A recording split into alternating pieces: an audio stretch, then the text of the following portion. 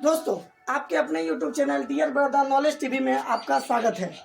दोस्तों, आप कैसे हैं? हमें उम्मीद है कि आप बहुत ही अच्छे होंगे। दोस्तों, आज का यह सेशन या क्लास या वीडियो उन विद्यार्थियों के लिए बहुत ही महत्वपूर्ण होने वाला है जो कॉम्पिटिटिव क्लास की तैयारी करते हैं या फिर कॉम्पिटिटिव एग्जाम की तैयारी करने के लिए इच्छुक हैं। आज उन्हीं के लिए यह एक विशेष प्रकार का सेशन रखा गया है, क्योंकि आज से ही हम लोग इस चैनल के माध्यम से इस पर हम लोग कॉम्पिटिटिव मैथ की तैयारी का आगाज़ करने वाले हैं। तो सबसे पहले हम लोग जानते हैं कि मैथ क्या होता है और उसके बाद मैथ के अंतर्गत हम लोगों को क्या क्या चीज़ें पढ़नी पड़ती है, और ये भी हम लोग जानेंगे कि मैथ का सिलेबस कॉम्पिटिटिव एग्जाम के आधार पर क्या क्या होता है। दोस्तों, हम लोग मैथ पढ़ते हैं, MATHS मैथ्स। दोस्तों, मैथ के अंतर्गत आप लोग जब कभी भी मैथ की एक अच्छी बुक लेते होंगे कॉम्पिटिटिव एग्जाम के लिए, तो आप लोग देखते होंगे कि उस बुक के कवर के ऊपर आपको ये चीज़ें जरूर लिखी हुई रहती है। ये चीज़ें जरूर लिखी रहती है, QUANTITIVE क्वांटिटेटिव एप्टीट्यूड APTITUDE, जिसका हिंदी में नाम होता है संख्यात्मक अभिरुचि। संख्यात्मक अभिरुचि, संख्यात्मक अभिरुचि ये होता है। क्योंकि जब आप लोग 1 to 12 तक का मैथ जब आप लोग बनाते हो, तो इसमें आप लोग मैथ के सवाल को 1 to 12 तक के मैथ के सवाल को आप लोग समीकरण के माध्यम से सॉल्व करते हो, समीकरण की सहायता से सॉल्व करते हो। किंतु जब आप लोग कॉम्पिटिटिव एग्जाम की तैयारी के लिए जब आप उसके मैथ को बनाते हो, तो उसमें आप लोगों को मैथ के सवाल को लॉजिकली सॉल्व करना होता है। लॉजिकली अर्थात तार्किक रूप से, तार्किक रूप से। तार्किक रूप कहने का मतलब हुआ दोस्तों कि इस एग्जाम में कॉम्पिटिटिव एग्जाम की तैयारी करने वाले विद्यार्थियों को मैथ के सवाल को सॉल्व करने के लिए उसको कम से कम कॉपी कलम पेन की जरूरत पड़ती है। साथ ही उसको कैलकुलेशन के लिए किसी भी कैलकुलेटर की आवश्यकता नहीं पड़ती है, अर्थात आपको ना तो कॉपी की अधिक से अधिक जरूरत का आवश्यकता पड़ेगी और ना ही कलम की, बल्कि आप लोग इसके अंतर्गत सवालों को लॉजिकली आप सॉल्व करोगे। और अब हम लोग इसके अंतर्गत संख्यात्मक अभिरुचि का क्या मतलब होता है, इसके बारे में हम लोग जानेंगे। दोस्तों, आप लोग देखते ही भी होंगे, कॉमन सा है, किसी भी आप गणित के एक अच्छे बुक को आप लीजिए तो उसके ऊपर एक संख्यात्मक अभिरुचि शब्द जरूर लिखा रहता है, जिसमें अभिरुचि का मतलब होता है, अभिरुचि का मतलब होता है किसी सब्जेक्ट में रुचि रखने वाला, किसी सब्जेक्ट में रुचि रखने वाला, ये अभिरुचि से संबंधित है। और इसमें इससे पहले संख्यात्मक शब्द जुड़ा हुआ है।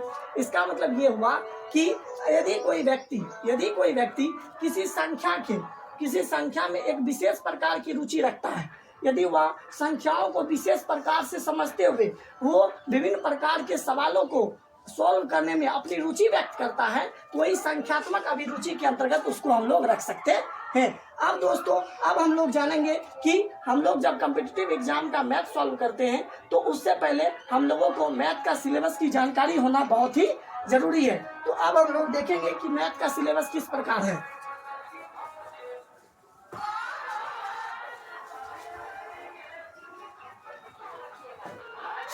दोस्तों, हम लोग मैथ को बेसिकली कॉम्पिटिटिव एग्जाम के आधार पर हम लोग मैथ को मुख्य रूप से 4 भागों में बांटते हैं। 4 भागों में दोस्तों मैथ को बांटते हैं हम लोग। पहला मैथ हुआ आपका नंबर सिस्टम। मैथ के पहले भाग को हम लोग नंबर सिस्टम के द्वारा व्यक्त करते हैं, जिसको हम लोग हिंदी में दोस्तों संख्या पद्धति भी कहते हैं। संख्या पद्धति। मैथ के दूसरे भाग को हम लोग अरिथमेटिक कहते हैं, ARITHMETIC, अरिथमेटिक, जिसको हम लोग हिंदी भाषा में अंक गणित भी कहते हैं। मैथ के तीसरे भाग को हम लोग एडवांस के अंतर्गत रखते हैं, ADVANCE, एडवांस। इसको हम लोग हिंदी में कुछ प्रगति के आधार पर भी व्यक्त कर सकते हैं, किंतु अंग्रेजी में ही हम लोग इसका अर्थ रखें, याद रहेगा, बेहतर होगा। और चौथा नंबर में इसको हम लोग मॉडर्न के अंतर्गत रखते हैं। मॉडर्न, जिसको आप लोग हिंदी भाषा में आप लोग आधुनिक शब्द से सूचित कर सकते हो। अब दोस्तों, अब हम लोग जानेंगे कि यदि आप लोग मैथ के 4 भागों में से पहला भाग जो कि नंबर सिस्टम है, अब हम लोग देखेंगे कि नंबर सिस्टम के अंतर्गत आपको मैथ के कौन कौन से चैप्टर्स पढ़ने होते हैं। ठीक उसी तरह मैथ के अन्य 3 भागों में भी हम लोग बारी बारी से देखेंगे कि इसके अंतर्गत कौन कौन से चैप्टर पढ़ने होते हैं।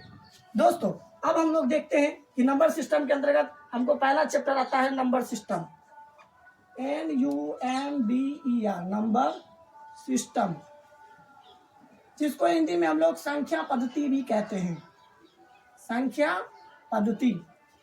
दूसरा चैप्टर आता है सिंप्लीफिकेशन, SIMPLIFICATION,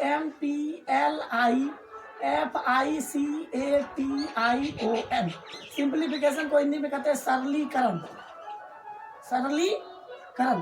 तीसरा चैप्टर आता है आपको surds, SURDS, surds and indices, INDICES, जिसको हिंदी में हम लोग घातांक एवं करनी भी कहते हैं, घातांक एवं करनी।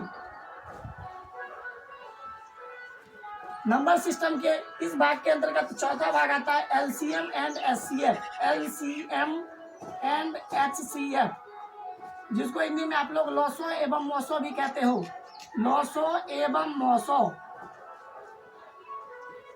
इसके 5वें भाग में हम लोग वर्ग एवं वर्गमूल को रखते हैं, वर्ग एवं वर्गमूल, वर्ग एवं वर्गमूल, जिसको आप लोग अंग्रेजी में स्क्वायर एंड स्क्वायर रूट भी कहते हो।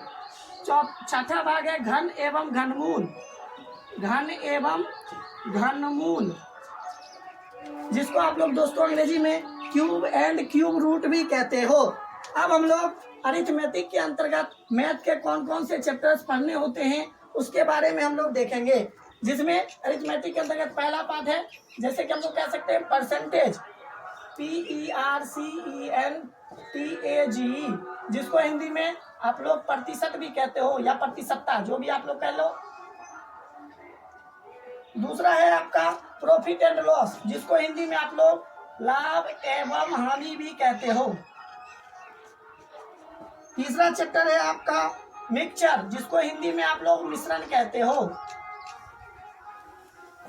चौथा चैप्टर है आपको रेशियो एंड प्रोपोर्शन, जिसको आप लोग हिंदी में अनुपात एवं समानुपात भी कहते हो,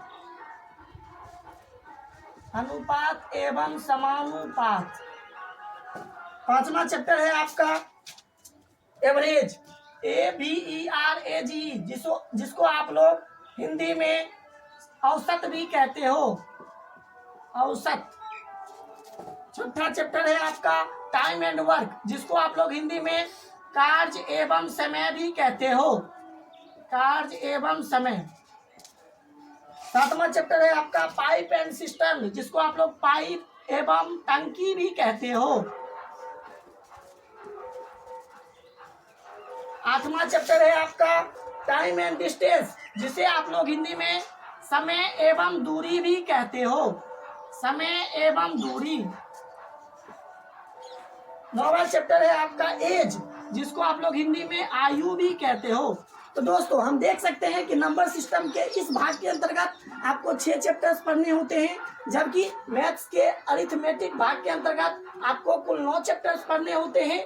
और अब तीसरा भाग जो जिसे हम लोग एडवांस के रूप में हमने व्यक्त किया है, इसके अंतर्गत आप लोगों को ज्योमेट्री, जिसको आप लोग हिंदी में ज्यामिति भी कहते हो,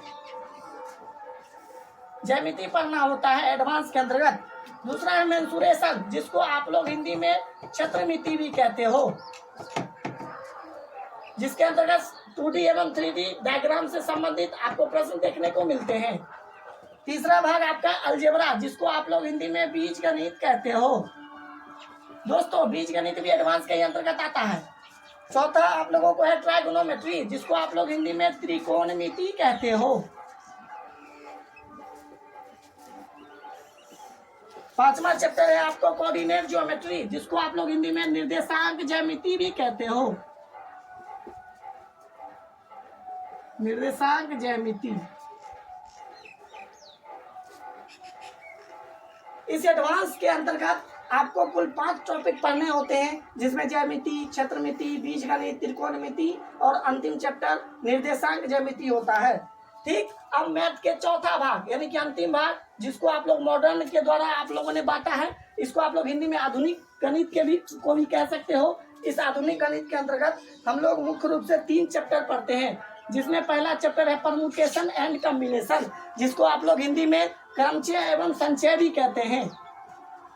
क्रमचय एवं संचय, क्रमचय एवं संचय, परम्यूटेशन को पी के द्वारा एवं संचय जिसको कॉम्बिनेशन कहते हैं सी के द्वारा सूचित कर सकते हैं हम लोग।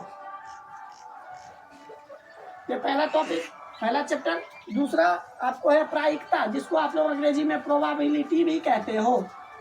दोस्तों ये सारे चैप्टर आपको मॉडर्न मैथ के अंतर्गत पढ़ने को मिलेंगे।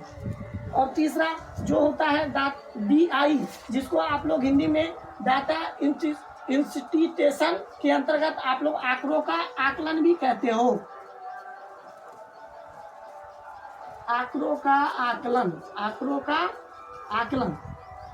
तो दोस्तों आप लोग देख सकते हैं कि हमने मैथ को बेसिकली 4 भागों में बांटा, जिसमें पहला भाग आपको नंबर सिस्टम था, दूसरा आपको अरिथमेटिक जिसको आप लोग अंक गणित भी कहते हो, तीसरा एडवांस और चौथा मॉडर्न जिसको आप लोग आधुनिक गणित के अंतर्गत व्यक्त करते हो। अब इसके अंतर्गत हमने देखा नंबर सिस्टम में कुल 6 टॉपिक थे जो आप लोग देख सकते हो। अरिथमेटिक अर्थात अंक गणित के अंतर्गत कुल 9 टॉपिक थे जिसको आप लोग देख सकते हो। एडवांस के अंतर्गत 5 टॉपिक थे जिसको आप लोग देख सकते हो। उसी तरह आधुनिक गणित के अंतर्गत कुल 3 टॉपिक थे। यदि और भी 1-2 टॉपिक यदि छूट गया होगा तो आप लोग इसमें देख सकते हो और दर्शा भी सकते हो। दोस्तों आप लोग देख सकते हैं कि ये मैथ के अंतर्गत आने वाले जितने भी टॉपिक्स थे उसको हम लोगों ने बोर्ड पर अंकित कर दिया है। हमारा पहला टारगेट रहेगा कि मैथ के पहले भाग नंबर सिस्टम को खत्म करना। सबसे पहले हम लोग नंबर सिस्टम के अंतर्गत आने वाले जो भी चैप्टर्स हैं उसको बारी बारी से आसान भाषा में और विशेष कॉन्सेप्ट के साथ, जो आपको किसी अन्य प्लेटफॉर्म पे यदि नहीं सीखे भी होंगे तो यहाँ पर आपको सीखने का मौका मिलेगा और आप बेहतर से बेहतर कर सकते हैं। ठीक उसी तरह अन्य टॉपिक को भी एक भाग खत्म होने के बाद हम मैथ के दूसरे भाग, फिर तीसरे और चौथे भाग को इसी तरह से क्रम से हम लोग पढ़ते रहेंगे। दोस्तों हमें उम्मीद है कि आज का यह सेशन जो कि विशेष रूप से कॉम्पिटिटिव एग्जाम के मैथ के सिलेबस से रिलेटेड था, आप भारत का कोई भी एग्जाम दोगे जिसमें आपको मैथ के प्रश्न पूछे जाते हैं तो उन एग्जाम में आने वाले सारे प्रश्न मुख्य रूप से विभिन्न टाइप के आप लोगों को विभिन्न चैप्टर्स के अंतर्गत आसानी से आप लोग सॉल्व करने के योग्य बन सकते हो। और भी इसी तरह के वीडियो और हम लोग इसी तरह के वीडियो को प्राप्त करने के लिए आप आगे इसी तरह की वीडियो से जुड़े रहे। और भी इसके लिए तब तक के लिए जय हिंद, जय भारत, वंदे मातरम।